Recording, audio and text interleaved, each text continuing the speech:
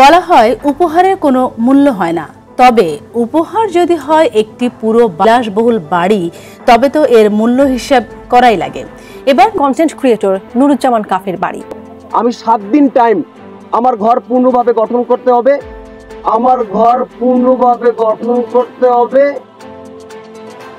নুরুজ্জামান কাফির বাড়িতে আগুন দেওয়ার ঘটনাটি নিয়ে দেশজুড়ে বিতর্কের ঝড় বইছে।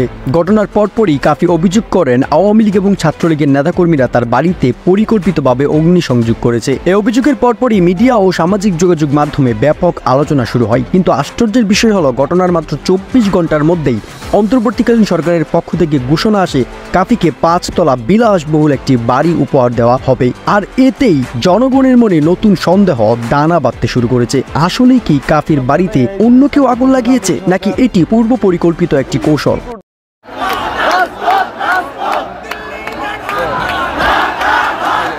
ঘটনাটিকে অনেকে সন্দেহের চোখে দেখছেন। সামাজিক যোগাযোগ মাধ্যমে অনেকে বলছেন কাফি হয়তো নিজেই নিজের বাড়িতে আগুন লাগিয়েছে এবং সরকারের সহানুভূতি আদায়ের চেষ্টা করছেন, কারণ আগুন লাগার একদিনও পার হয়নি, তার আগেই নতুন বিলাসবহুল বাড়ি ঘোষণা কিভাবে সম্ভব?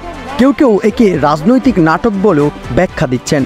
এ ব্যাপারে রাজনৈতিক বিশ্লেষকরা বলছেন দেশে হাজার হাজার পরিবার আগুনে বাড়ি হারিয়ে রাস্তায় বসবাস করছে, কিন্তু তাদের বিষয়ে সরকারের কোনো মাথা ব্যথা নেই। অথচ কাফির ক্ষেত্রে 24 ঘন্টার মধ্যে এত বড় সিদ্ধান্ত নেওয়া হলো, এটি সন্দেহে রহস্যজনক। কোটা সংস্কার চাই, কোটা সংস্কার করে কোথায় নিয়ে গেছে দেশটাকে?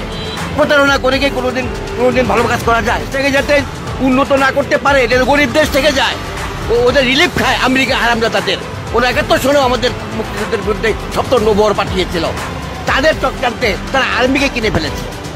ফলে এটা বিপ্লব ঘটায় এই সরকারকে বসালাম। এই সরকার কি করলো, কি করতেছে এই সরকার?